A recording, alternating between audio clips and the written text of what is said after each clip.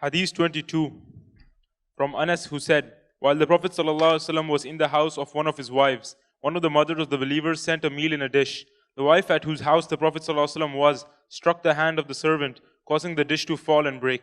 The Prophet ﷺ gathered the broken pieces of the dish and then started collecting them on the food which had been in the dish, and said, your mother felt jealous. Then he detained the servant till a sound dish was brought from the wife at whose house he was. He gave the sound dish to the wife whose dish had been broken, and kept the broken one at the house where it had been broken. Sahih Bukhari. This hadith, what we take from it is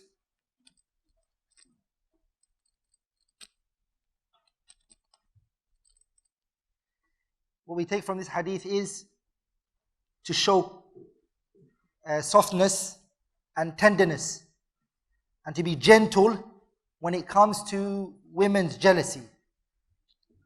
That's something that's going to happen, especially if the person is married to more than one wife and you're in a polygamous relationship. If it happens that you're in a polygamous relationship, you're going to find that your wife is going to be jealous. And if not, and she becomes jealous of anything other than that, you also have to try to be gentle in the way you deal with it. This hadith mentions that one of the Prophet ﷺ's wives, and one narration actually mentioned who the wife was Salama. She radiallahu ta'ala anha became jealous, and so what she did was she threw a plate that food was in it. She threw it on the floor and the plate broke, and it wasn't her plate. Okay? So the Prophet ﷺ, what did he do? He gathered the broken pieces, and he said to the guests, the people, the companions, he said to them, غارت أمكم, your mother had become jealous. He didn't even speak to her. And he sallallahu alayhi wasallam, he brought the dishes together and he kept saying غارت أمكم sallallahu alayhi wasallam. And what he did was he fixed the problem. What did he do? He fixed the problem. How did he fix it? Because the other wives whose plate was broken, he brought a plate for her, and he brought the broken plate to who? To Salama. But he didn't rebuke her. And he sallallahu alayhi wasallam, he understood that this is a natural feeling that the women have. If a person knows how to deal with it, to work with it, then it could be something that inshallah ta'ala you can diffuse. What can you do? You diffuse it. If you're a person who, when she becomes jealous, you make it bigger, then are you a person who is fit to get married to more than one wife? Are you fit? لأن the asal is, this is something you can see, the way that the Prophet handled things, the way he dealt with things, sallallahu alayhi wasallam, it showed you that he was a person who knew when to give and when to take. He knew when to give and when to take. So women, their nature is to be jealous. She would be jealous sometimes from the way you deal with your sister. She will be sometimes. If you're nice to your sister better than your wife, you're in trouble. So these are things that you need to take into consideration. And a lot of the times the reason why many people don't know how to deal with these issues is because they don't know what these issues are. Are we all together? So the Prophet ﷺ, the first thing that he did was, he did not say to her, why did you break the plate or anything. He gave her the excuse that he knows what's there. What did he say?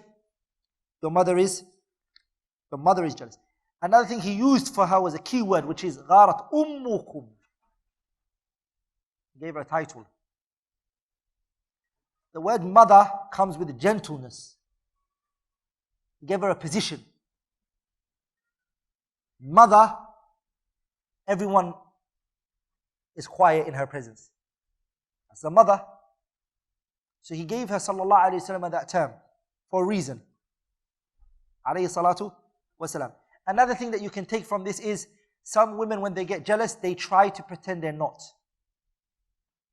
And to be very honest, it's actually good to tell the person, because he could stop doing it to you, whatever is causing the problem. And a lot of the times, if you just be honest about how you feel and don't look at it as a sign of weakness, it can actually be changed in positive. Are we all together? A lot of women, when they're jealous, they say, no, why would I be jealous of what you do? Like that. And they hide it and they don't want to show it. But it's eating them inside, and the man may never know that his wife is jealous. And the problem never gets solved. So it's good to be honest about your feelings. It's good to what? It's good to be honest about your feelings. And sometimes some men, what they do is they do a mistake. They do a mistake. And they justify every mistake they do. They say, oh, you're jealous. That's why you don't want to do it, right? They use that as a what? As a scapegoat for everything. And this is something you should also avoid. Another thing that we take from this hadith is ihsanul dhanni. The Prophet thought good of his wife. He didn't say, oh, you broke the glass because you want to waste money, or su'ul dhann, bad speculations. He didn't. Sallallahu Alaihi Wasallam gave her a natural, understandable reason, which is jealousy. Now, keeping in mind the Prophet's wives, the way they spoke to him and the way they dealt with him, it's never given a legislational hukum. Are you with me? In other words, if the wives of the Prophet spoke back to the Prophet, it was never said, whoa, this is the messenger of Allah you're speaking back to. It's not looked like that. It's looked at as a husband and a wife. If that is for Nabiullah Muhammad, then you are nothing.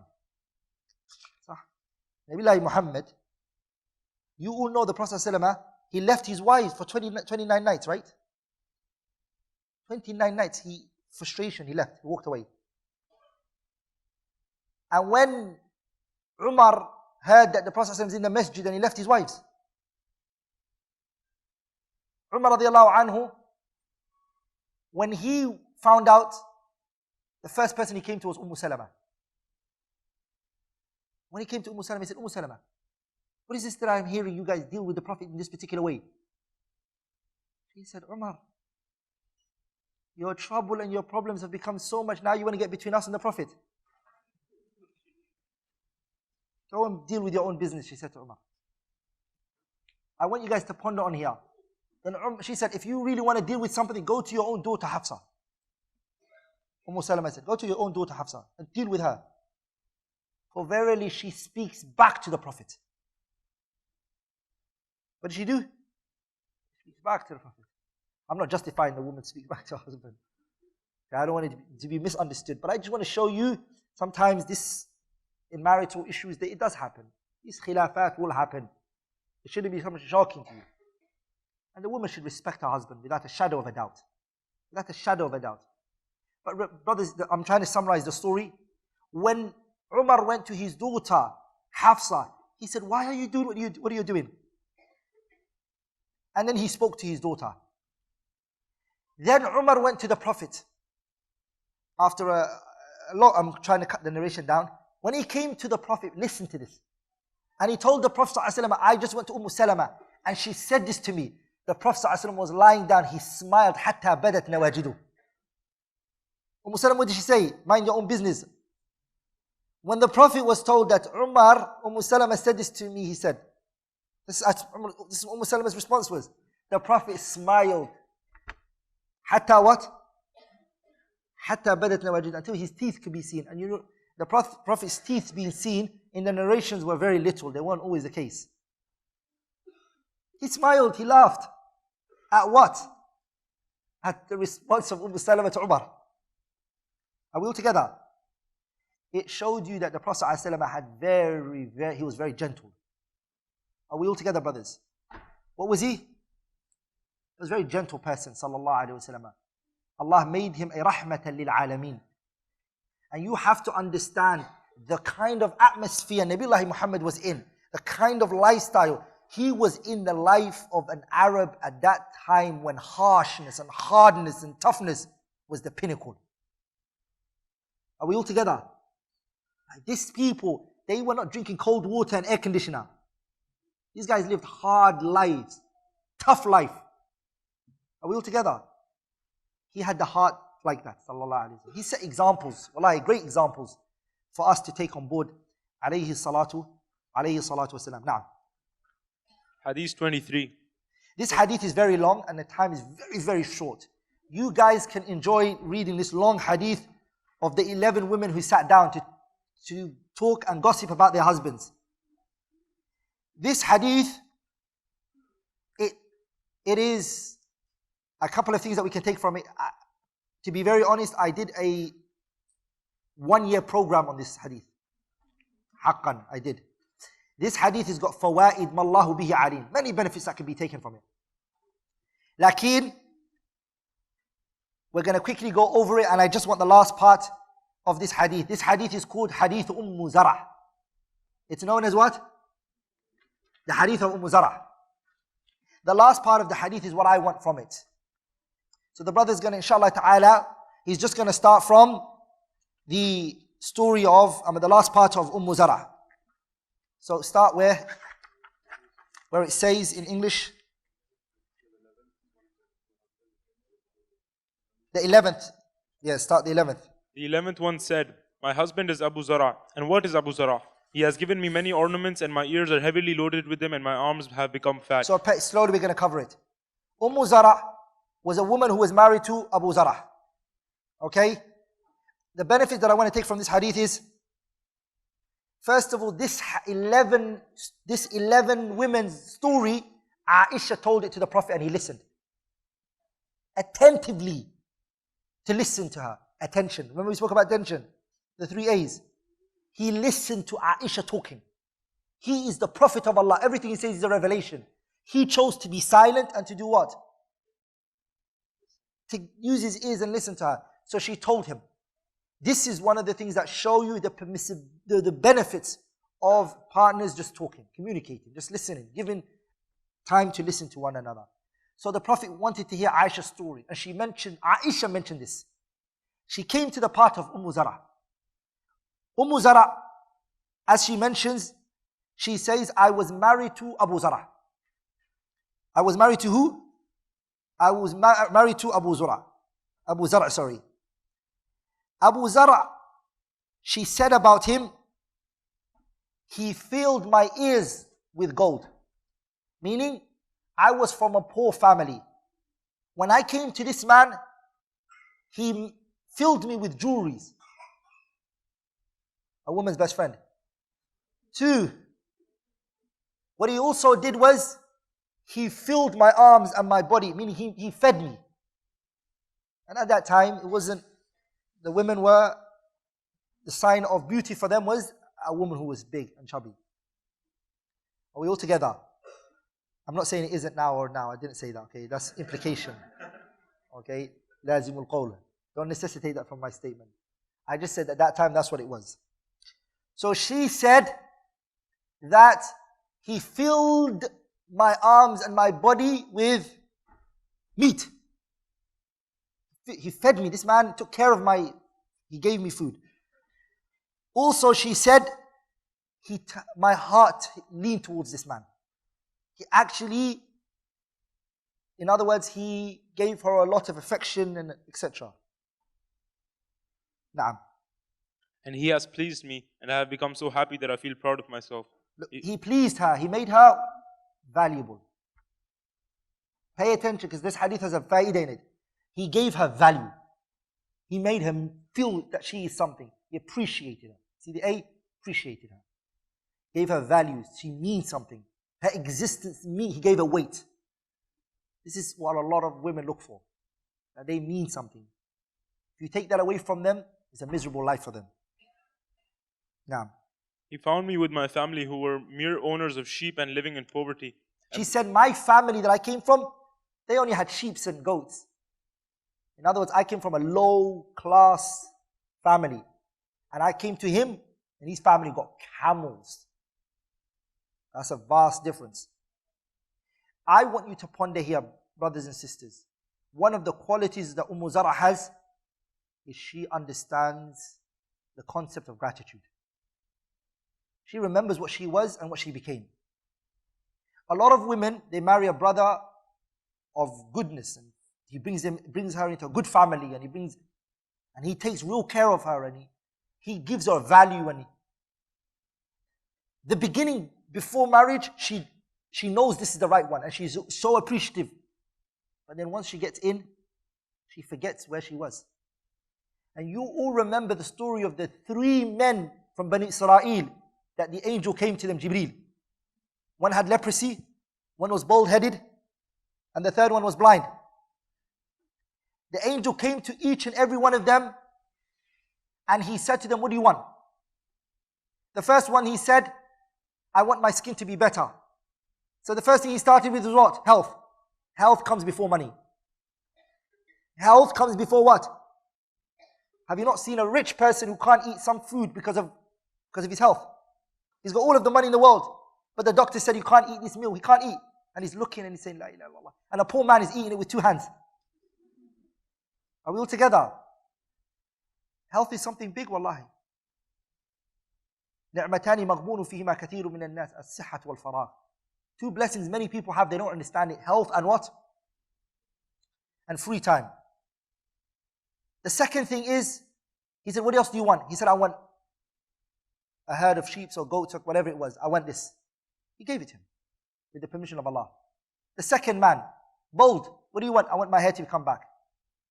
Okay. What about wealth? He said, I want this much wealth. Okay. Third one, blind. He said, what do you want? He said, I want my eyesight so I can see the people. And also he said, I want this much wealth. All of them mentioned goats, camels, sheep, whatever. The angel, فَمَرَّتْ سَنَةً مِنَ السِّنِينَ. Years went by. The angel came back again. It was Jibreel. Some of the narrations mentioned. When he came back, he came to each one in his form. And he said to him, can you give me something from your wealth? And he goes, no. And the angel looked at him and said, I remember you. Were you not the guy who had leprosy? Had skin? Were you not the guy who had leprosy? He said, yeah. No, he said, no. Denied it. What about the wealth? You were poor. Once upon a time you had nothing. And he said, this money, وَرِثْنَا كَابِرًا عَنْ كَابِرٍ. We inherited it from our forefathers, from their forefathers. What are you talking about? Each and every one of them said that, except the blind man. So what did he say to Jibreel? Say to the first one, he said, if what you're saying is true, then that's good. But if not, may Allah Tabarak wa Ta'ala will deal with you the way you deserve. Like in the blind man, when he came to him, and he said to him, can you give me, take your word. He said, go into my herds, take whatever you want, and leave whatever you want. For verily, once upon a time, I had none of this. The blind one said that. This quality is really something a person should hold on to. It is good to remember what used to be, and where you were once upon a time, and now what you've become. And the people who helped you become what you became, they're the last people you should show that you don't show gratitude to. Zara, look her gratitude. She said to Abu Zara, he made me. My jewelry came from him. The weight I am came from him. All of this is from him, she said. Allah Azza wa Jalla. And brought me to a respected family, living horses and camels, and threshing and purifying grain. Whatever I say, he does not rebuke or insult me. Look, anything I say, he will never say to you, what? What are you talking about? Never. Again, qualities. She's mentioning these qualities for a reason. It's what a woman wants in a marriage. She's saying, he spoke. When I spoke, I would say things that were not good. He would just say, wow. You see? In other words, he wouldn't belittle what I said. He would give my words weight. Learn these qualities. First quality she started with was wealth. He provided for me. Then she's now talking about emotionally what he did for her. Yeah? When I sleep till late in the morning, and when I drink water or milk, I drink my fill. When I sleep, he doesn't wake me up. He doesn't say, wake up, time to cook food. She just sleeps. I see what she wants. He doesn't do anything to her. When I want to eat and drink, he doesn't say to me, what are you doing? Why are you eating so much? Look at his skin. You're going to gain weight. He didn't say any of that to me. He lets her eat to her fullest. Yeah? The mother of Abu Zar, and what may one say in praise of the mother of Abu And Zar? his mother, again. Another sign that you have to underline from here. When a woman loves her husband, she even loves his cat. Loves everything he comes with. She loves his car. She loves his watch. She loves everything that he has. Zara loves everything about Abu Zara. All because of what? All because of what he possessed. Really, it's him. Are we all together? So she loves his mum. She loves his family. She loves even his maid. She describes everything. Everything. She does not leave anything out because she really loves him. Her saddlebags were always full of provision and her house was spacious. As for the son of Abu Zar, what may one say of the son of Abu Zar? Another thing that's very important, brothers and sisters, is a house. A big house is very important. You know the Prophet ﷺ's hadith. That from the destruction is what? A small house. A small house is a destruction. That when you take 2 steps, you're in the house. When you take another 2 steps, you're outside the house again. The whole house is what? وَإِنَّ أَوْهَنَ الْبُيُوتِ لَبَيْتُ الْعَنْكَبُوتِ. The whole house is 2 steps. The whole house, you finish it in 3, 4, 5 steps. And you say to your wife, inshallah, I've provided for you. We're going to stay this. The asl is, this causes, one of the problems that it causes is only Allah knows. The beauty about having a spacious place is that people don't always bump into each other. The Arabs, what did they say? Zid ghibban tazdid hubba. Increase in absence and the hearts will find. If loving every second, look, you come out.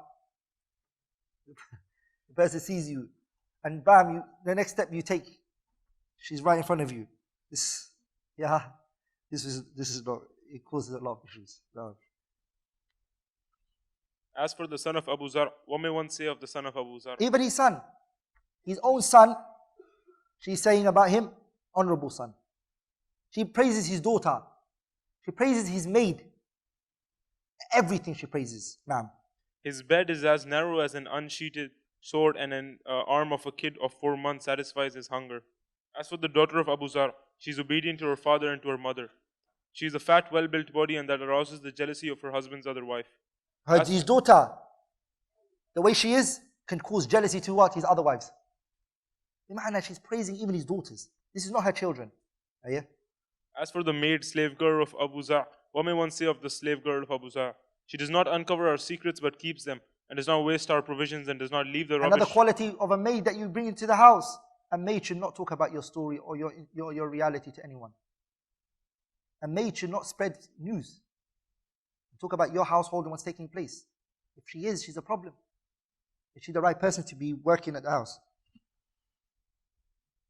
I hope I'm not causing problems for people, inshallah.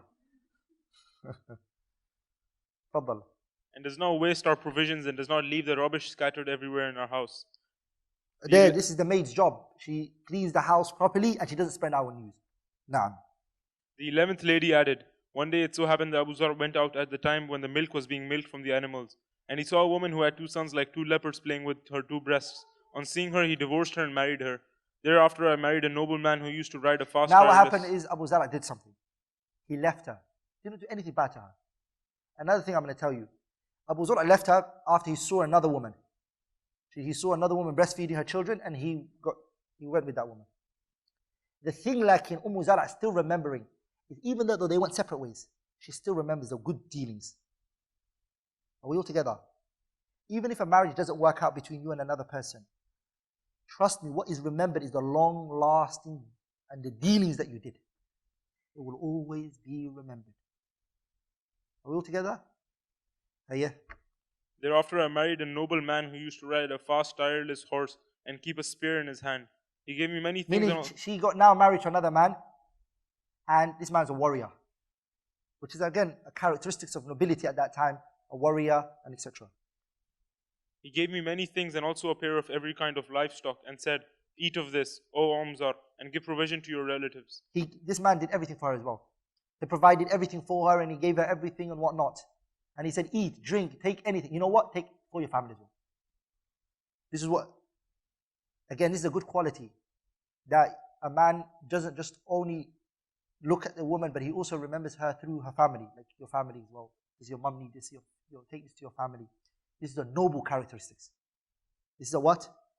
It's a noble characteristics. Now, She added, "Yet all those things which my second husband gave me could not fill the smallest utensil of Abu Zar's." whoa. Everything that this man done, she said, is not equal to the smallest utensil, the smallest plate, the smallest cup of Abu Zar. Scholars, they took something from here. I am just saying what the scholars said, okay? Ana naqilun, I'm just a transmitter. Some scholars, they took from this that the difference between a divorcee and a woman who was never married before. They said one of the benefits that is that the woman, her first relationship tends to always last with her. And that's why Zara, even though this man did everything, but it seems she still remembers the previous one. And that's why some scholars, they gave virtue to the woman who's never been married over the one that's been divorced. And some scholars, they argued, no, Khadija is a prime example for a divorcee. And there's no woman like Khadija radiallahu ta'ala anha. Now, Aisha then said, Allah's Messenger sallallahu alaihi wasallam said to me, "I am to you as Abu Zar was to his wife Zar." Sahih Bukhari. the Prophet ﷺ said to, what did he say to Aisha? I am to you like Abu Zar is to? Bayhaqi narrated an extra wording. He said, "Illa annani la utalliquki," except I'm never going to divorce you. The Prophet added that word to Aisha. He said, I am to you like Abu Zar was to Zar, but I'm never going to divorce you, Aisha. And that's another quality, that a woman knows that this relationship is not going to go. And the worst thing for a woman to be told is, I'm going to divorce you. Are you with me, brothers? It's a sign of weakness in a man to, every time he gets angry, what? Wallahi, I'm going to divorce you. You're not going to stay in this house with me. I promise you. Why did Allah give you the divorce in the first place? That you're not going to let it happen, right? Until it's final. Are we all together? So for a woman to know that this man's going to hold on to her is a great noble. That's why the Prophet said to her, I'm not going to divorce you, Aisha. I won't divorce you now.